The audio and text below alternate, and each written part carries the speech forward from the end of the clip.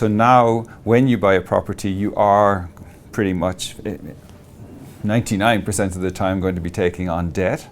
You will have to pull together a deposit to put a deposit down. Let's assume that that's a 10% deposit.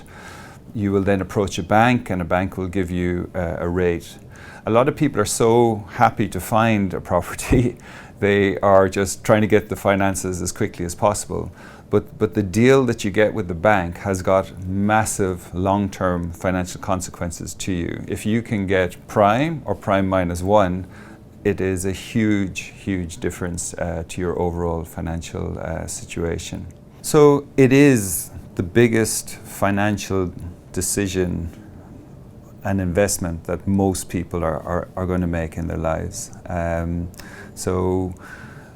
And as people are making it, the first thing that we try to do is to say, okay, but hold on now, where are you in your career?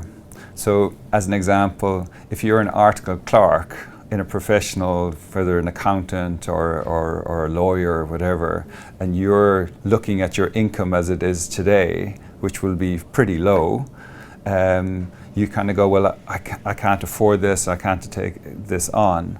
But what you have to do, and what we would encourage you to do, is look into the future and say, if you were relatively successful in your profession, what income would you be at in 5 years and in 10 years from now? And that's what you need to put into your formula and your decision making as to how much debt you actually take on.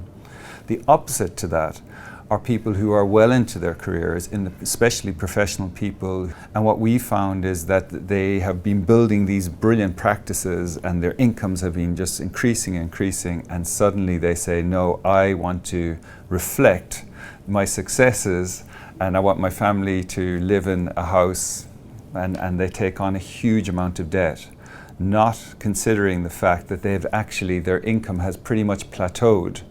And all that they can get from here on in is an inflationary increase onto their bills every year. And people can make, much later in life, they can get themselves into a lot of trouble, even though they're fantastic earners and very successful in their professions.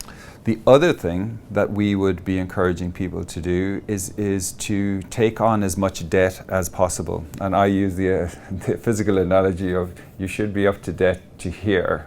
And you really stress yourself, if you are the article clerk, and you know that you back yourself that realistically that your income is going to improve if you're relatively successful going forward.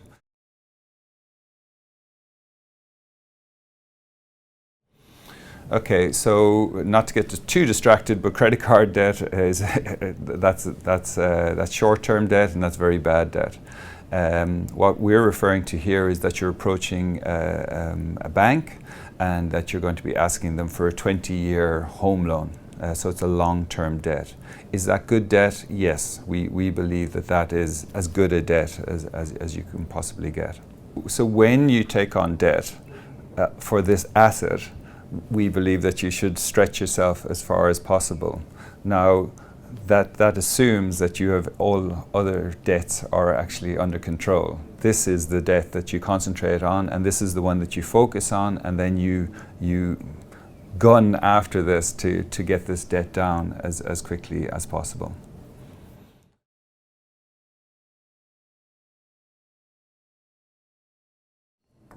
So when one of the other issues of buying a property is, where do you buy? And they often say location, which is critically important. And some of the considerations that you have to bring into play now is your sense of community. And that might mean an area, or that might mean being close to friends, or it might be close to your family. To have the support of the wider family in helping bring up your family. A couple of things that you might want to consider is, well, where am I working, where am I likely to be working, and what kind of journeys are we going to have.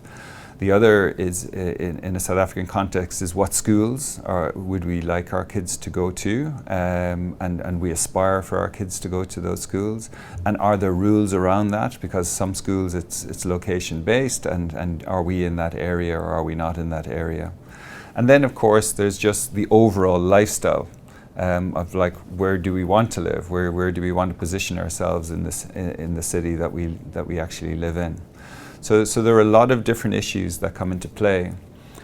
So in my own life, as we were talking about around 10 years ago, this amazing house was offered to us, and it was a real stretch. And when we sat down together as a family, we had to decide, well, our cars are getting old. What's the trade-off here? But we knew we couldn't do both. So what we decided is we prioritized it as a family to say, no, we want to live in this house, and we'll just keep those cars going as long as possible. And they're the types of trade-offs that we constantly have, and they're very real for most people on a day-to-day basis.